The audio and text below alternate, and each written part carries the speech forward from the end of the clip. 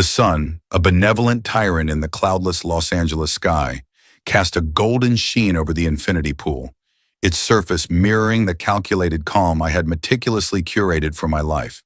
But that morning, a single text message, a casual string of words not meant for my eyes, shattered the illusion like a stray bullet through a masterpiece.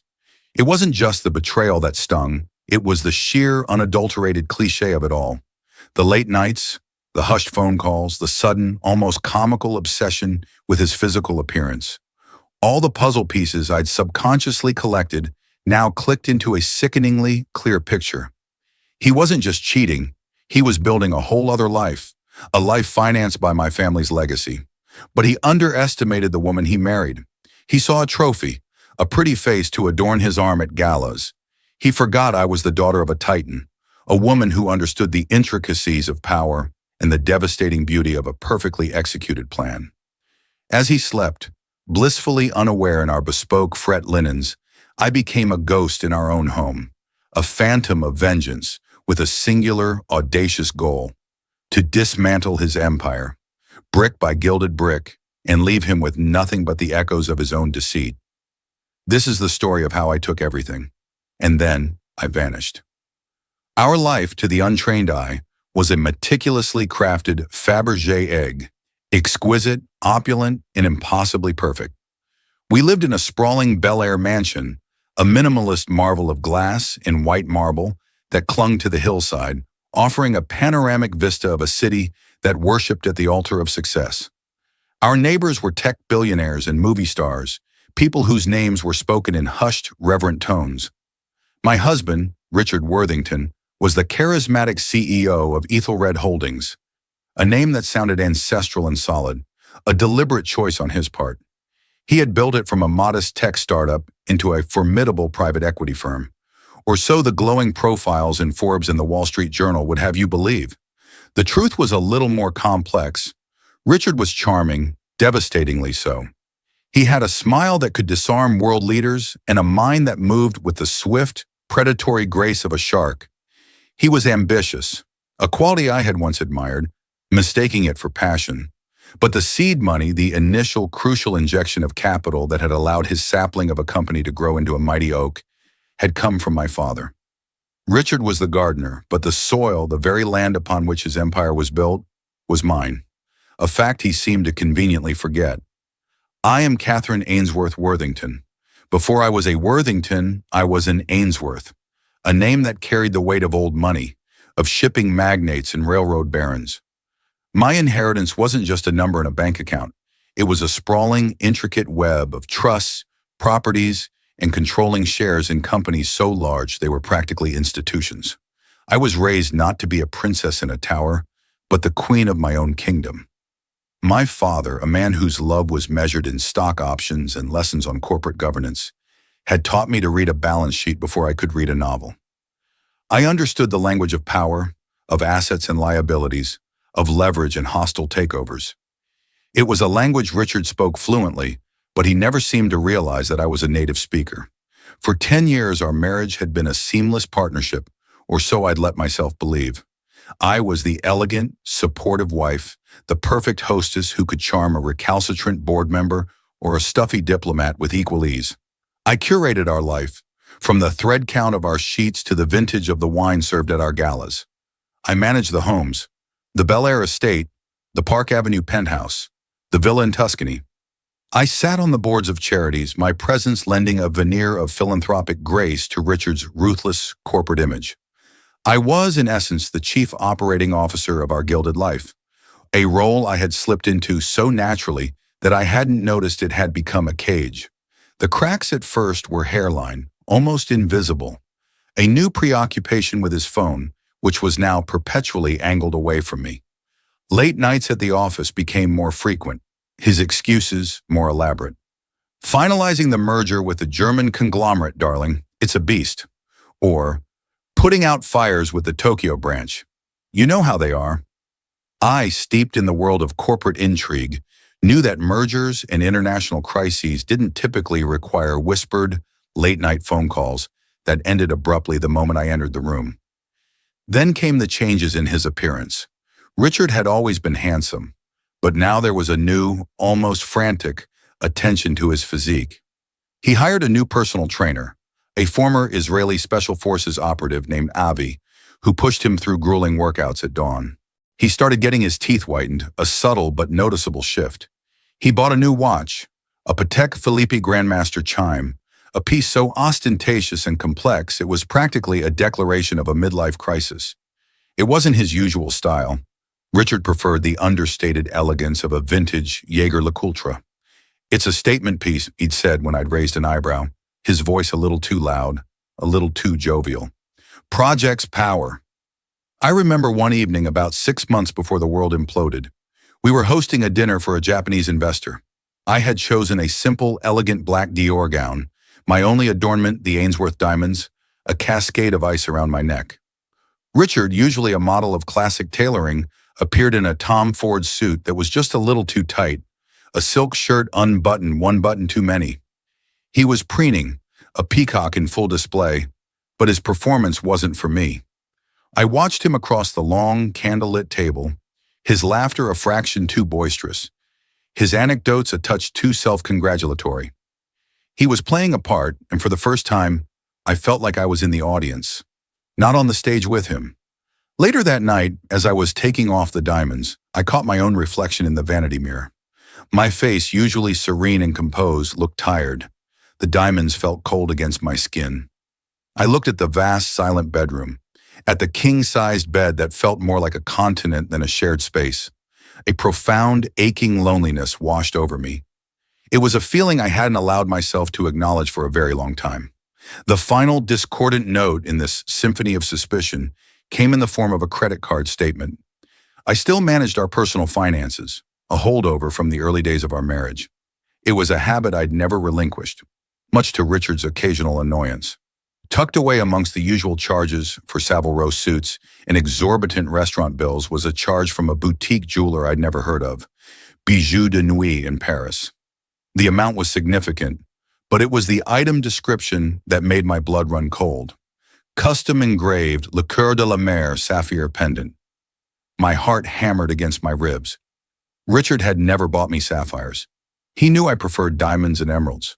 And the name, the Heart of the Sea, it was so ridiculously, painfully romantic, so utterly out of character for the man who had once given me a portfolio of tech stocks for our anniversary. I confronted him, choosing my moment carefully, when he was relaxed, a glass of Macallan 25 in his hand. I kept my voice light, casual. "Darling, what's this charge from Bijoux de Nuit? I don't recognize it." He didn't even flinch. His eyes, the color of a stormy sea, met mine in the reflection of the floor-to-ceiling window. "Ah, that. It's a gift from my mother. Her birthday is next month. I wanted to get her something special." It was a perfect lie. Plausible, thoughtful even. But his mother was allergic to sapphires, a fact he had conveniently forgotten. I knew it, and he knew that I knew it. A silent, undeclared war had just been declared between us. The gilded cage had begun to rust from the inside out, and I knew, with a certainty that chilled me to the bone, that I would have to be the one to break it open, and I would not be the one left bleeding in the wreckage. The lie about the sapphire pendant hung in the air between us for weeks, a toxic, invisible cloud. On the surface, nothing changed. We still moved through the elegant choreography of our lives, the charity galas, the weekend trips to our Napa estate, the quiet dinners where the silence was punctuated only by the clinking of silverware against porcelain. But beneath the placid surface, a frantic current was pulling me under. I had become a detective in my own home, a spy in my own marriage. Denial is a powerful sedative.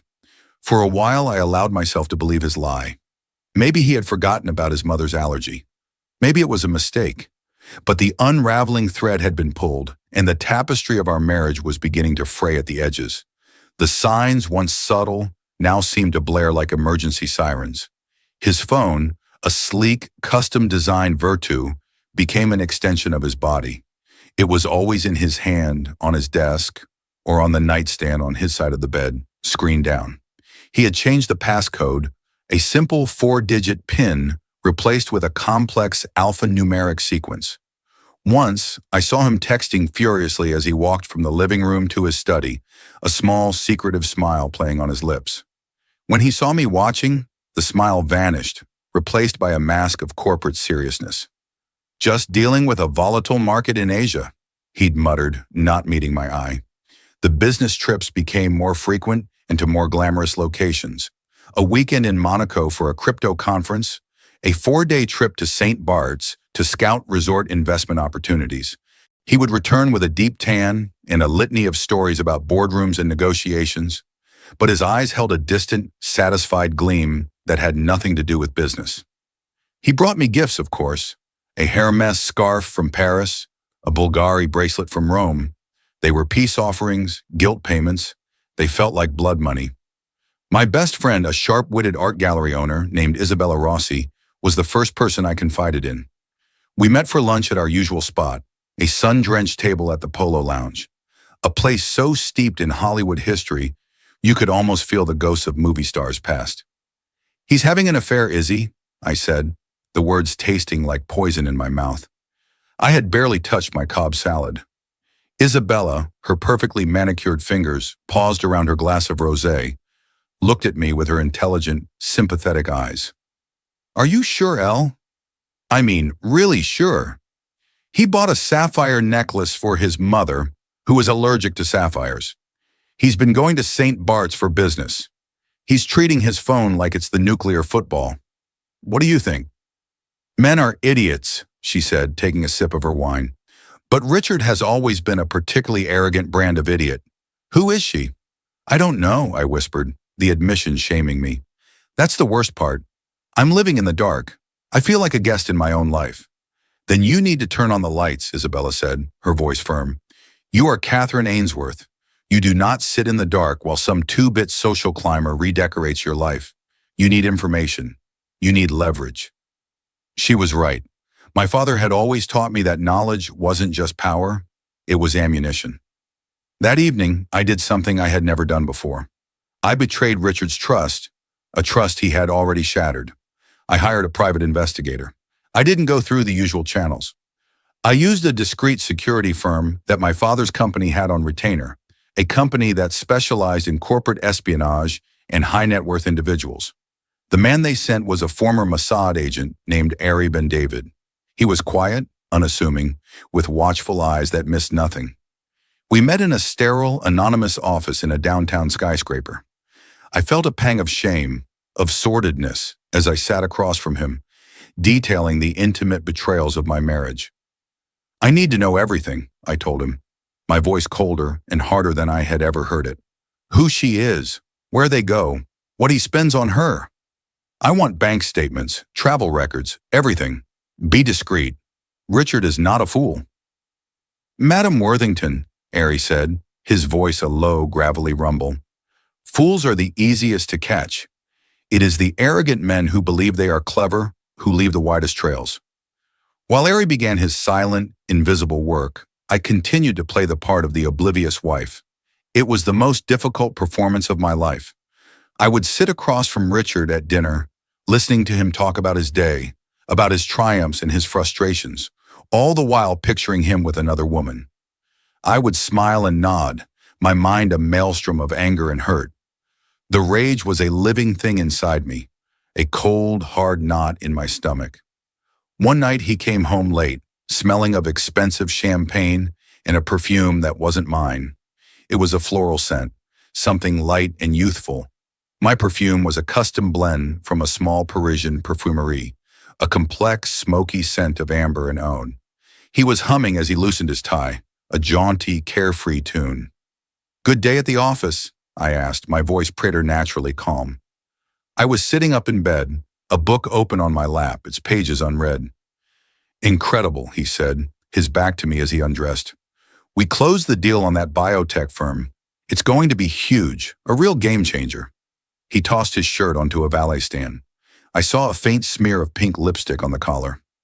I felt the blood drain from my face. It was such a cliché, so insultingly careless. He wasn't even trying to hide it anymore. He was flaunting it, confident in my ignorance, in my complacency. That night I didn't sleep. I lay beside him in the vast, cold bed, listening to the sound of his even breathing. He was a stranger to me, a man I had loved and built a life with, now a monster sleeping peacefully beside me. The hurt was still there, a deep, gaping wound. But something else was beginning to grow in its place, a cold, clear, and unyielding resolve. The next morning, Ari Ben David sent me a single, encrypted email. The subject line was simply, "Package delivered." I opened it with trembling hands. It was a dossier, a digital file filled with photographs, flight manifests, hotel receipts, and credit card statements. The woman's name was Sophia Dubois. She was 26 years old, a former model turned influencer. The photos were a series of candid shots of her and Richard, laughing as they boarded a private jet at Van Nuys Airport, kissing on the balcony of a suite at the Hôtel de Paris in Monaco, strolling hand in hand on a private beach in the Maldives. He looked younger with her, carefree, a man without a care in the world. He was wearing the Patek Philippe watch in every picture. The financial records were even more damning. He had leased a penthouse for her in a luxury high-rise in Century City. He had bought her a brand new Porsche Taycan. He was paying for her extravagant shopping sprees at Chanel and Valentino. And there it was on a receipt from Bijoux de Nuit, the Le Coeur de la Mer sapphire pendant. The custom engraving read, "To my Sophia, my true north." Forever, R. I scrolled through the images, the documents, the irrefutable proof of his betrayal. The pain was physical, a sharp, stabbing sensation in my chest. But as I read on, the pain began to morph, to transmute into something else. It was the cold, clarifying fire of rage. He wasn't just cheating on me. He was using my money, my family's legacy, to finance his sordid little affair. He was building a new life for himself on the foundations of my heritage. The unraveling thread had led me to the heart of the labyrinth, and there I had found the Minotaur. And I knew with a certainty that settled deep in my bones that I was not Theseus. I was not there to slay the beast. I was there to burn the labyrinth to the ground. The time for sorrow was over. The time for war had begun. The dossier from Ari Ben David was a digital hand grenade, and for 2 days I carried it with me, a ticking time bomb in the elegant confines of my Hermes handbag. I had the truth, cold, hard, and irrefutable. But knowledge is one thing, detonation is another. I needed the right moment, the right catalyst to ignite the righteous fury that was now simmering just beneath my placid exterior. The universe, it seemed, agreed. It happened on a Tuesday, a day of suffocating, oppressive heat, the kind that makes the very air in Los Angeles feel thick and heavy. Richard was working from home, a rare occurrence. He had taken over the library, a magnificent 2-story room paneled in dark walnut, its shelves lined with first editions I had spent years collecting. He was on a conference call, his voice a smooth, confident baritone, echoing through the cavernous space. I was in the master suite, ostensibly organizing my closet, but in reality my mind was a whirlwind of half-formed plans and vengeful fantasies. I needed a document from the library safe, a deed for one of our properties. It was a legitimate reason to interrupt him. As I approached the library, his voice grew louder, more animated. He was laughing, a sound that had once been the soundtrack to my happiness, but now grated on my nerves like nails on a chalkboard. No, you don't understand," he was saying, his voice dropping to a more intimate, conspiratorial tone. "She has no idea. She's too busy planning her next charity ball. God love her. She's the perfect corporate wife, handles all the domestic stuff, leaves me free to handle the important things." A wave of nausea washed over me. Domestic stuff. Was that all I was to him? The manager of his household, the curator of his public image? I stood frozen outside the heavy oak doors, my hand hovering over the handle. "Of course I love you," he said, his voice now a low, husky murmur. "You're my future, Sophia. This is just a business arrangement, a very, very profitable one, but it has a sunset clause. Soon, my love, very soon." The air was sucked from my lungs. A sunset clause. He was planning to leave me. He had an exit strategy, a timeline. I was not his wife. I was a contract, an investment, a means to an end. The rage, the cold, clarifying rage I had been nursing now erupted, a volcanic inferno of molten fury. I pushed the doors open. He was sitting at the massive mahogany desk, his back to me, looking out at the perfectly manicured gardens. His Virtu phone was on the desk beside him, connected to a set of AirPods. He hadn't heard me enter. He was still murmuring into the phone. "I have to go, my love. The dragon might be stirring. I'll text you later. I love you." He ended the call and let out a contented sigh. He swiveled in his leather chair, a self-satisfied smile on his face.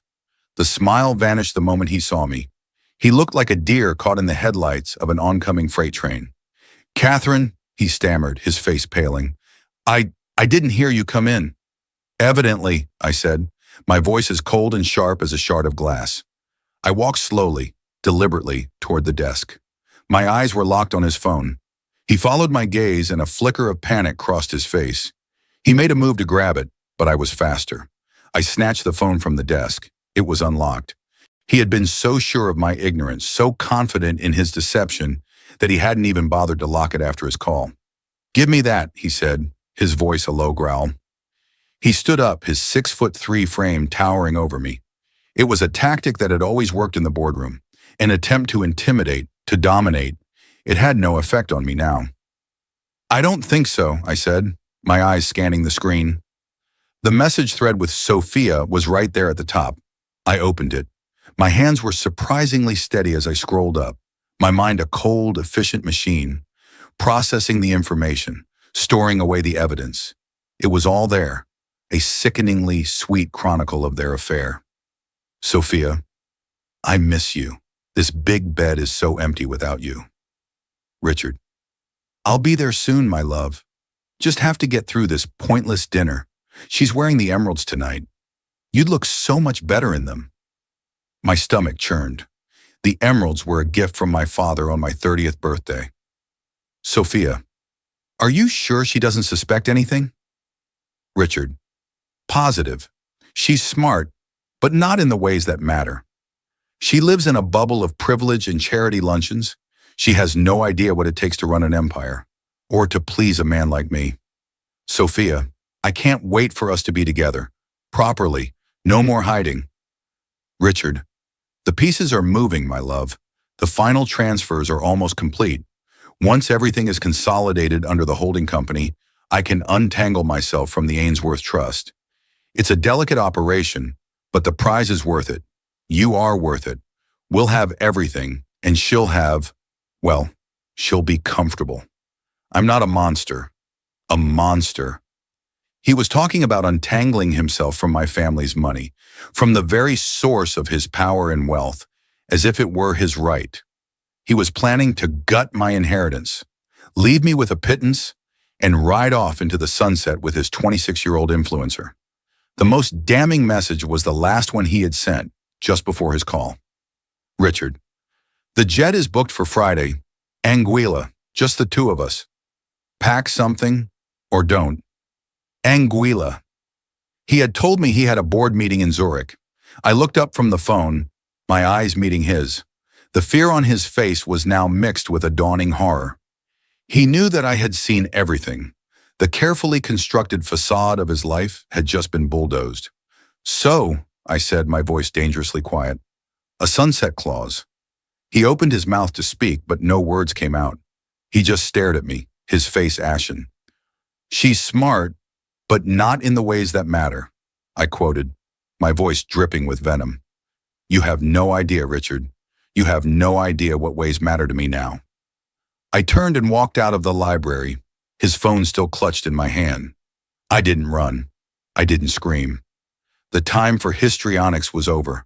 The pain was still there, a deep, primal wound, but now it was fuel.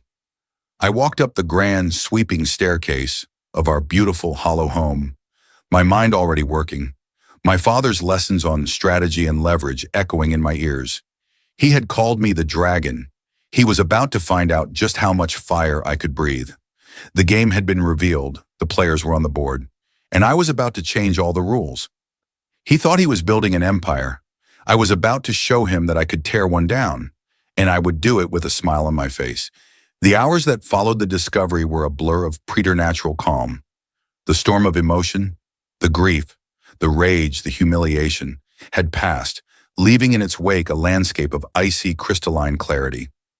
Richard remained locked in the library, making frantic phone calls, no doubt trying to do damage control, to salvage the unsalvageable. I let him spin his webs.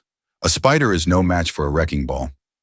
I retreated to my sanctuary, a white-on-white sitting room that overlooked the city, a space Richard had always found too sterile, too cold.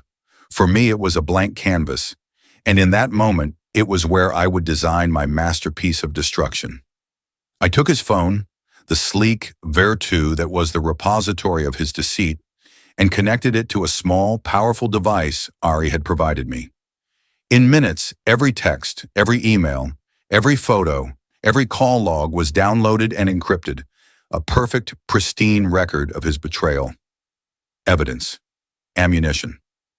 My first call was not to a divorce lawyer, it was to Julian Croft. Julian was not just any lawyer, he was a legend, a silver-haired shark in a Brioni suit who haunted the courtrooms of New York and Los Angeles. His specialty was not just high-net-worth divorce, but what he called corporate marital restructuring. He dismantled the intertwined financial lives of the ultra-rich with the precision of a surgeon and the ruthlessness of a warlord. His fees were astronomical, but he had never lost a case for a client he believed in. More importantly, he had been my father's lawyer, and his loyalty to the Ainsworth name was absolute. I reached him on his private line. "Julian," I said, my voice steady, "it's Catherine Worthington. I need you. Now." There was no hesitation. "My jet will be in Van Nuys in 3 hours. We'll meet at my LA office at 4 o'clock. Tell me nothing more over the phone."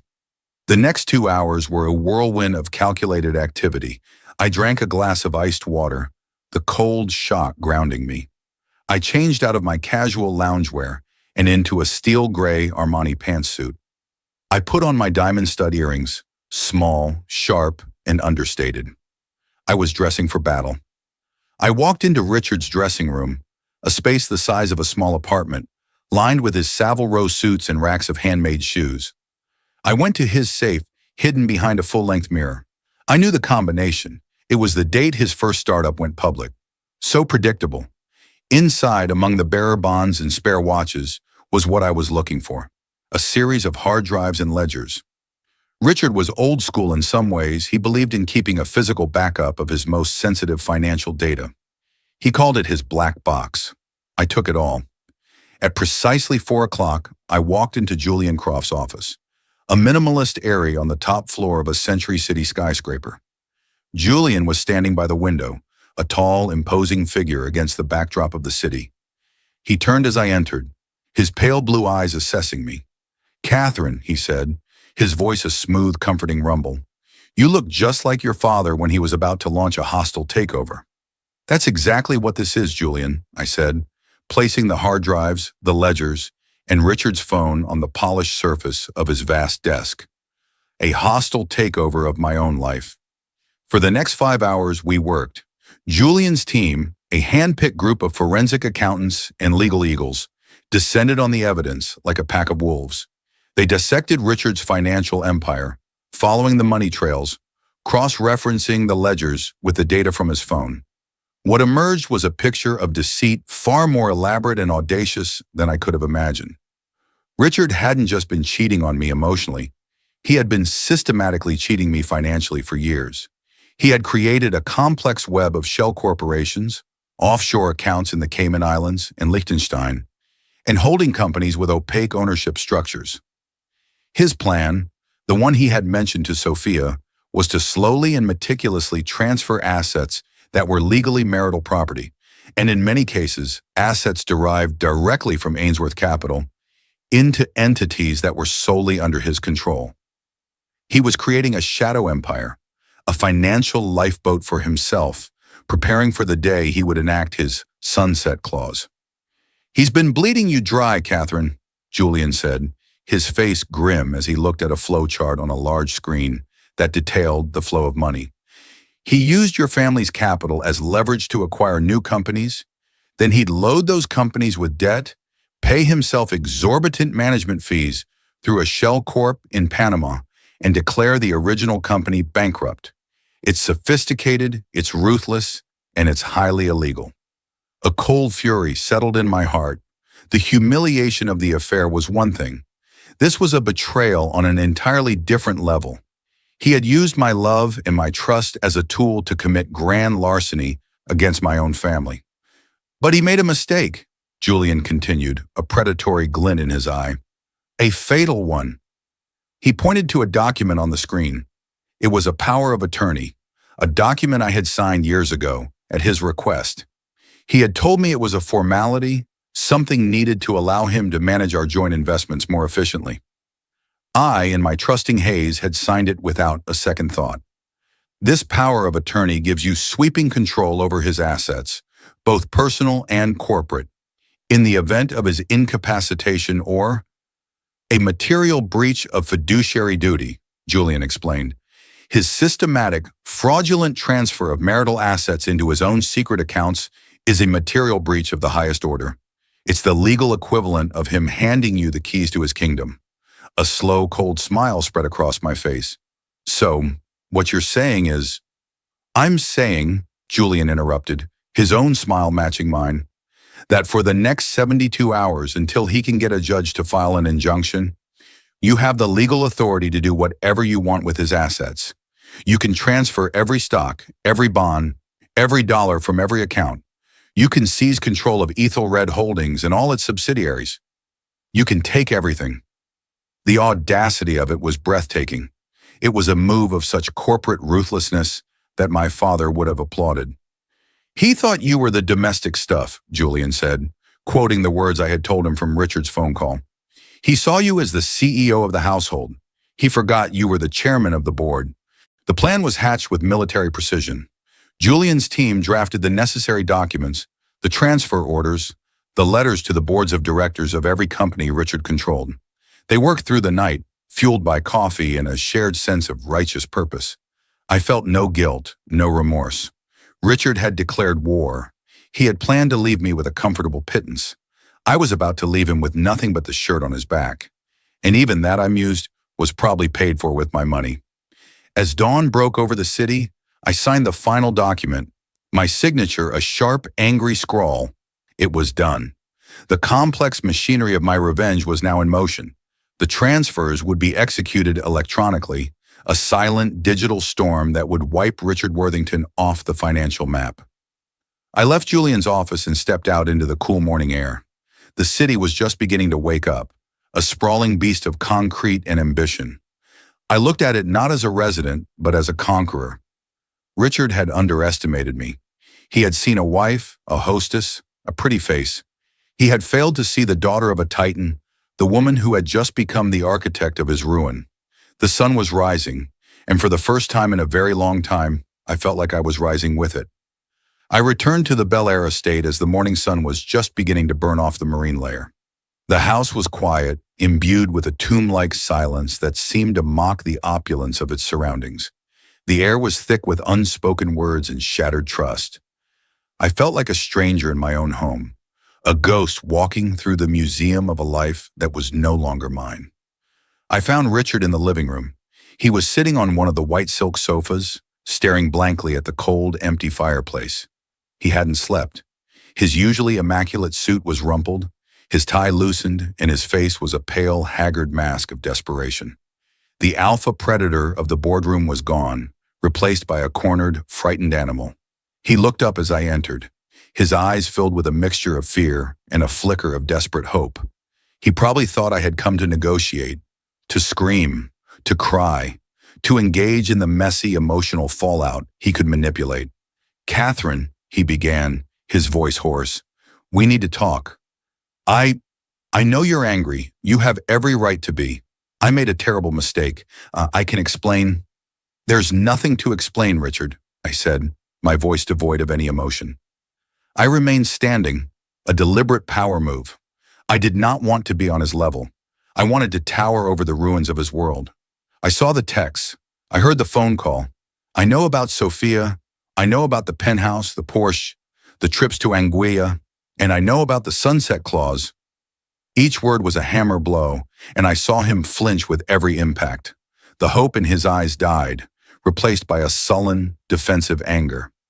"So what do you want?" he sneered, his arrogance a reflex, a last-ditch defense mechanism. "Half? Is that it? You want to take me for half? Fine. Take it. You'll be a very rich woman." I almost laughed. The sheer, unadulterated hubris of him. He still thought he was in control. He still thought the assets were his to give. "You're not listening, Richard," I said calmly. I walked over to the bar and poured myself a glass of water, my hand perfectly steady. "I don't want half. The division of assets is already complete." He stared at me, a flicker of confusion in his eyes. "What are you talking about? We haven't even spoken to lawyers yet." "Oh, but I have," I said, taking a slow sip of water. "I spent the night with Julian Croft and his team." The mention of Julian's name had the desired effect. A wave of genuine fear washed over Richard's face. He knew who Julian was. He knew what he was capable of. "And we found something very interesting," I continued, pacing slowly before the vast floor-to-ceiling windows. "A rather broad power of attorney you had me sign a few years ago. The one you said was just a formality. It gave me complete control in the event of a material breach of fiduciary duty. And your systematic, fraudulent siphoning of our marital assets into your little constellation of shell corporations was a breach of epic proportions." He was on his feet now, his face a mask of disbelief and dawning horror. "You wouldn't," he whispered. "You couldn't." "I could and I did," I said, turning to face him, my eyes as cold and hard as the diamonds in my ears. "As of 6 a.m. this morning, every stock, every bond, every liquid asset in every account bearing your name or the name of one of your shell companies was transferred. The accounts in the Cayman Islands, in Liechtenstein, in Panama, they've all been liquidated." He staggered back as if I had physically struck him. "Ethelred Holdings," he stammered. "My company, our company, Richard. It was built with Ainsworth Capital, a fact you seem to forget. But don't worry, it's in good hands. As the new majority shareholder, my first act was to convene an emergency board meeting. They voted unanimously to accept your resignation, effective immediately. Your golden parachute has been, shall we say, rescinded due to gross misconduct and fraud. The board is also considering pressing criminal charges." He sank back onto the sofa, his mouth agape, his face the color of ash. He looked from me to the opulent room around him, the Picassos on the wall, the custom-made furniture, as if seeing it all for the first time. "The houses," he croaked, "the cars, the jet, the Bel Air estate and the Park Avenue penthouse are in a trust controlled by the Ainsworth family. Your access has been revoked. The security team is on its way to escort you from the premises.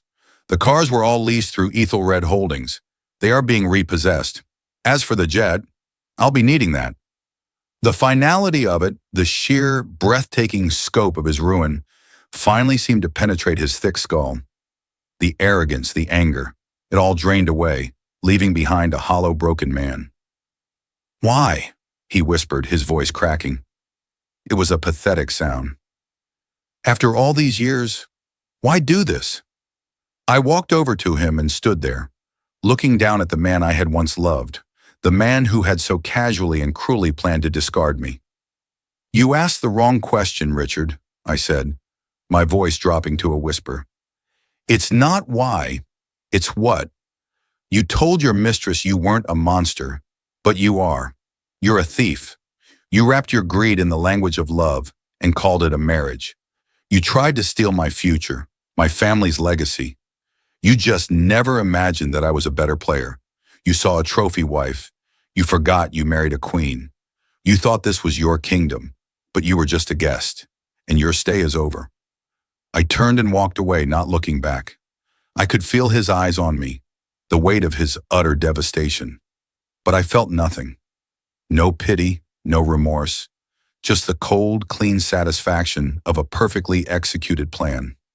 As I reached the grand foyer, I heard a single, guttural sob behind me. It was the sound of an empire crumbling to dust, and it was the sweetest sound I had ever heard. The finality of my last words to Richard echoed in the cavernous foyer as I walked away. I didn't look back.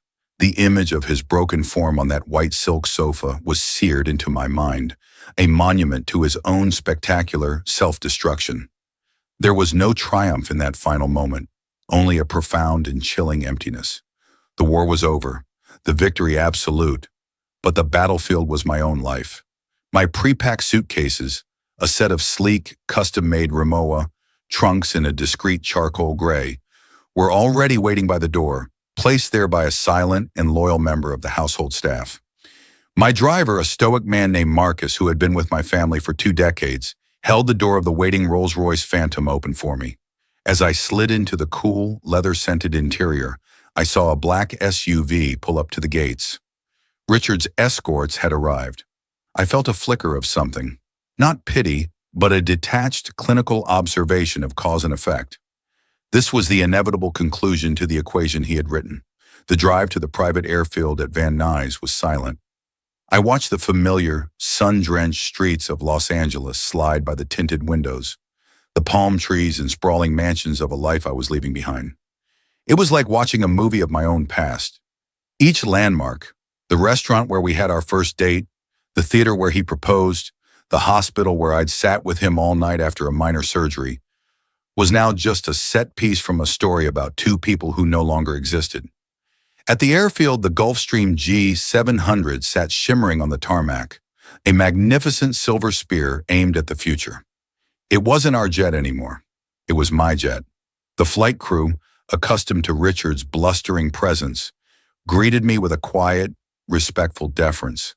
They had already received their new orders, their new contracts.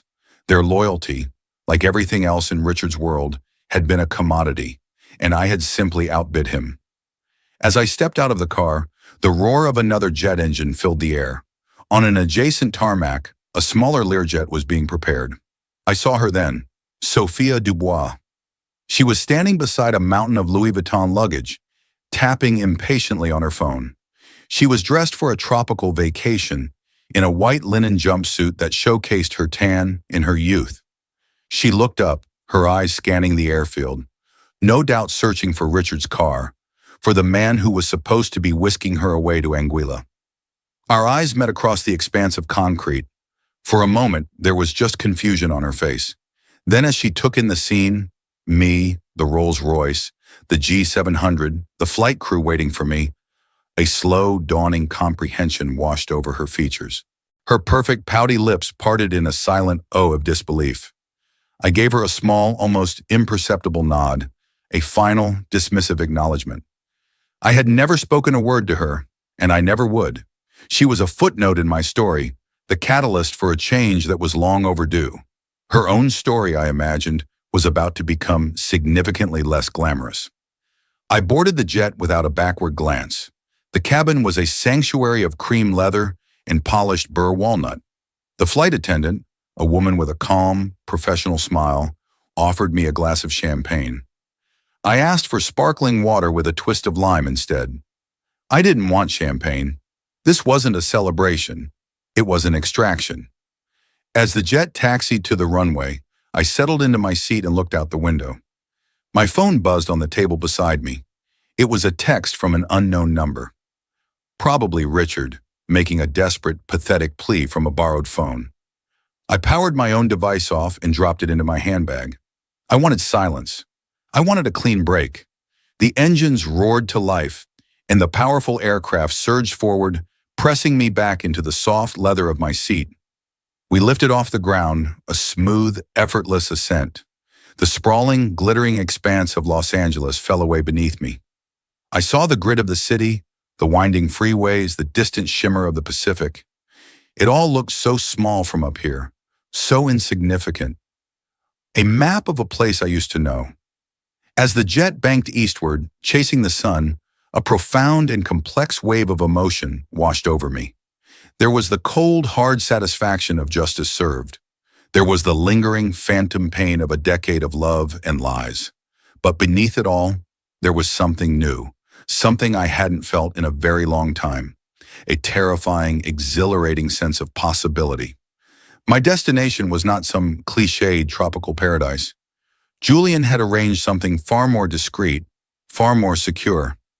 I was heading to a private estate on the shores of Lake Geneva, a place of quiet, old-world elegance, a place where I could be anonymous, a place where I could breathe.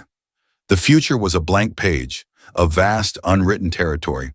I had no husband, no social obligations, no curated life to manage. I had my family's legacy, now fully and firmly back under my control. I had my freedom, and for the first time, I had myself. The flight attendant approached me. "Mrs. Worthington," she began, then hesitated. "It's Ainsworth," I said, my voice clear and firm. "Just Ainsworth," she smiled. "Of course, Miss Ainsworth. We'll be at cruising altitude shortly. Can I get you anything at all?" I looked out the window at the endless expanse of blue sky, at the curve of the earth on the horizon. I had everything I needed. "No, thank you," I said, a genuine smile touching my lips for the first time in what felt like a lifetime. "I'm perfectly fine." Richard Worthington's world did not just crumble, it ceased to exist.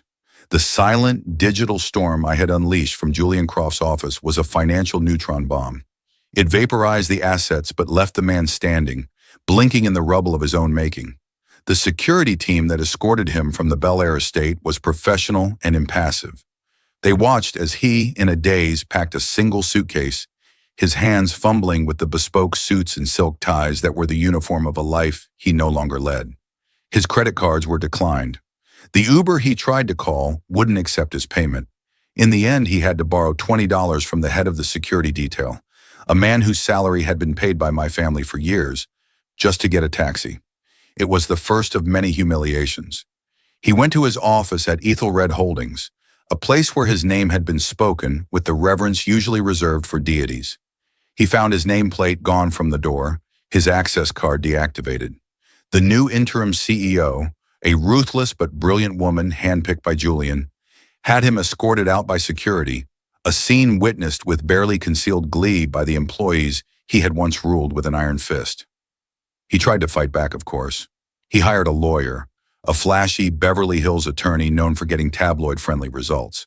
But the lawyer's bluster and threats evaporated when faced with Julian Croft's fortress of meticulously documented evidence of fraud, embezzlement, and racketeering. The power of attorney was ironclad. The evidence of his financial crimes was overwhelming. His lawyer quietly advised him to walk away before he ended up in a federal prison. His calls to his high-powered friends, the titans of industry and finance with whom he had shared cigars and backroom deals, went unanswered. In the world we inhabited, power is everything, and Richard was now powerless. He was no longer a player, he was a liability, a cautionary tale whispered about at exclusive golf clubs and in hushed boardroom meetings. His black box, the hard drives and ledgers I had taken from his safe, became the centerpiece of an SEC investigation. Ethelred Holdings, under its new management, cooperated fully, exposing the full extent of Richard's crimes to avoid corporate liability. His name became synonymous with greed and spectacular failure. The glowing profiles in Forbes were replaced with scathing articles detailing his downfall. And what of Sophia, his true north? Their storybook romance, built on a foundation of my money and his lies, shattered the moment the resources dried up. He showed up at her luxury penthouse in Century City, desperate and broken. She, seeing not the charismatic billionaire, but a desperate, penniless man, refused to even let him in. The Porsche was repossessed the next day. The lease on the penthouse was terminated. Her influencer career, which had been turbocharged by the lavish lifestyle he provided, sputtered. The brands that had flocked to her, drawn by the allure of her connection to wealth and power, vanished. She was last seen by a former friend arguing with a landlord over a security deposit for a small apartment in the valley. The Le Coeur de la Mer, sapphire pendant, no doubt, had been sold for a fraction of its value. Their great love, it turned out, had a very specific price tag. Richard ended up living in a small rented condo in a faceless suburb, a place of stucco walls and shared swimming pools. The man who once flew to Monaco for the weekend now had to check his bank balance before buying groceries. He was a ghost, haunting the ruins of his own ambition, a king reduced to a commoner, tormented by the knowledge that he had held an empire in his hands and had let it all slip away for a fleeting, shallow fantasy. I received periodic, indirect updates from Julian, not because I asked, but because he knew I deserved to know the final chapter. I never felt a sense of vindictive joy. Instead, I felt a kind of quiet, detached closure. His fate was not my victory, it was his creation. He had authored his own demise, sentence by painful sentence. My own story, however, was just beginning. In the quiet solitude of Lake Geneva, surrounded by the majestic, silent Alps, I began the process of rebuilding. Not my fortune, for that was secure, but myself. I shed the skin of Catherine Worthington, the perfect corporate wife, and reacquainted myself with Catherine Ainsworth, the woman who could read a balance sheet, who understood the language of power, and who was, for the first time, utterly and completely free. I took over the reins of the Ainsworth family office, not as a figurehead, but as an active, engaged leader. I discovered I had a talent for it, a passion for building things, not just maintaining them. Richard thought he was untangling himself from the Ainsworth Trust. In the end, he had only untangled me from him, setting me free to become the woman my father had always known I could be. He had wanted a sunset clause, an ending to our chapter, and in a way, he got it. The sun had set on his empire, on his arrogance, on his hollow life, and for me, on the other side of the world, a new sun was just beginning to rise. Catherine's story is a chilling reminder that the quietest person in the room is often the most powerful. It's a tale of devastating betrayal, but also one of incredible strength and the fierce, brilliant execution of a woman pushed too far. She didn't just get mad, she got everything. Her journey from a gilded cage to the cockpit of her own destiny is a masterclass in reclaiming one's power. What do you think? Was her revenge justified, or did she go too far? Let us know your thoughts in the comments below. We read every single one. If you were captivated by this story of intrigue and justice, don't forget to hit that like button, share this video with someone who loves a good story of triumph, and most importantly, subscribe to our channel for more real-life dramas that are stranger than fiction. You won't want to miss what we have coming next.